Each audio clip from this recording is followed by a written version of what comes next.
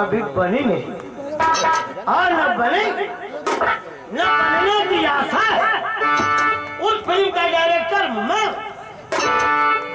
कहाँ पे गाना है और कहाँ पे बजाना है ये सिर्फ मैं जानता हूँ। तो सुनिए उस फिल्म का गाना 12 मास्टर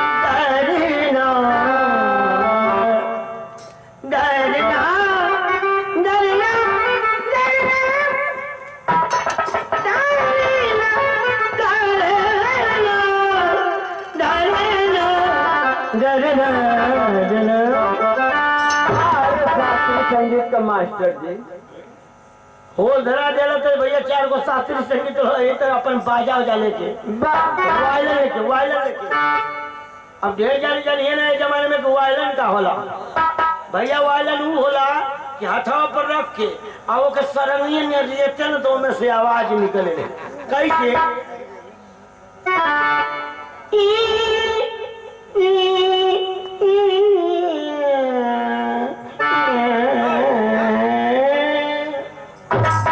वायलिन का आवाज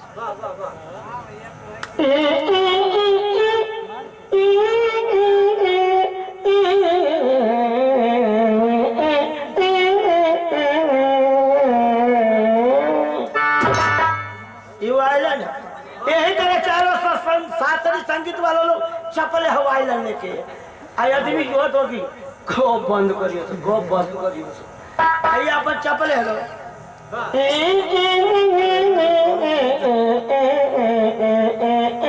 एकदम चपले हेलो शास्त्रीय संगीत ए मास्टर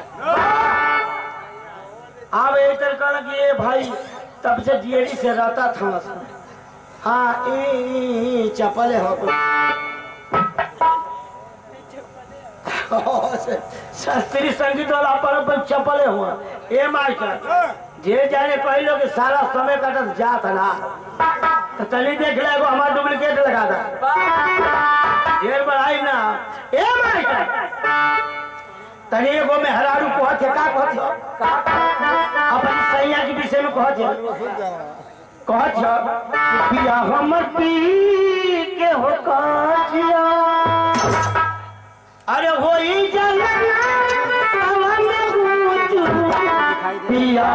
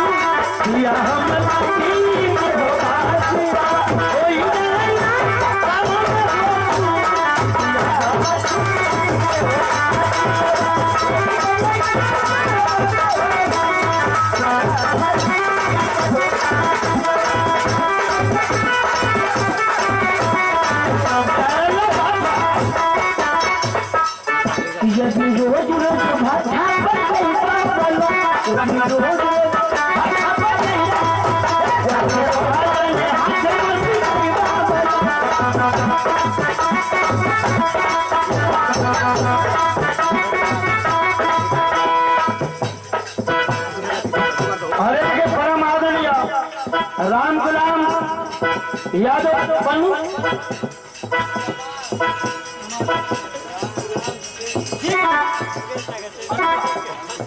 जगह परम आदरणीय राम गुलाम सिंह अन्नपाल की धरती से साहब की तरफ से 501 रुपये पुरस्कार बहुत बहुत प्रणाम और साथ ही साथ जन्म माई की आत्मा क्या है आत्मा के आ रहिया मास्टर साहब मातरियों का क्या करेगा होला खिलाकर भूखे सोती है चोट लगने पे रोती है बारे माई कि खिलाकर भूखे सोती है चोट लगने पे रोती है और माई तो ऐसी एक अदालत है जहाँ हर गुनाह माफ होती है।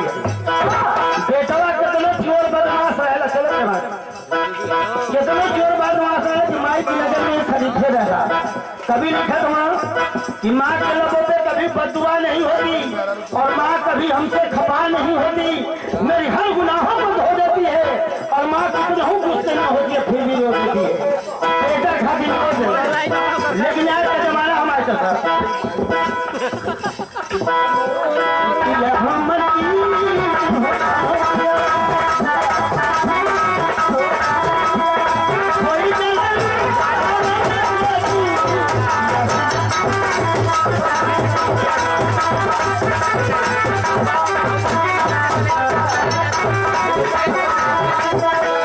मास्टर साहब महतारी का क्या करेगा होला।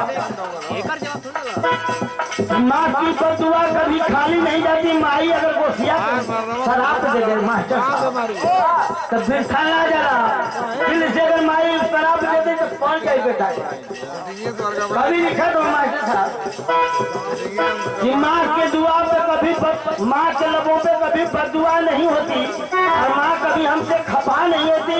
मेरी हर गुनाहों को धो देती है और माँ कितना हूँ गुस्से में होती है फिर भी रो देती है। लेकिन एक खुलसा कमाई खराब माँ की बददुआ कभी खाली नहीं जाती और ये बात भी भगवान से टाली नहीं जाती। अरे मैं मेहनत मजदूरी करके 4 बच्चों को पाल लेती है माँ, लेकिन 4 बच्चों से एक माँ पाली नहीं जाती।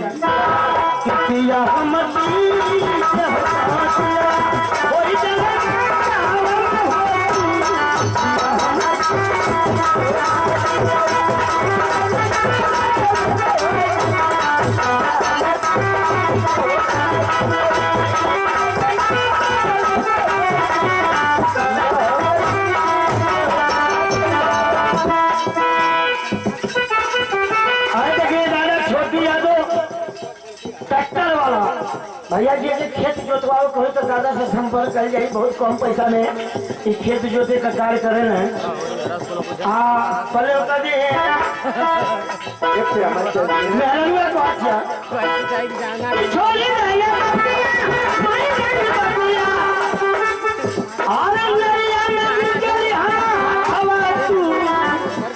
पिया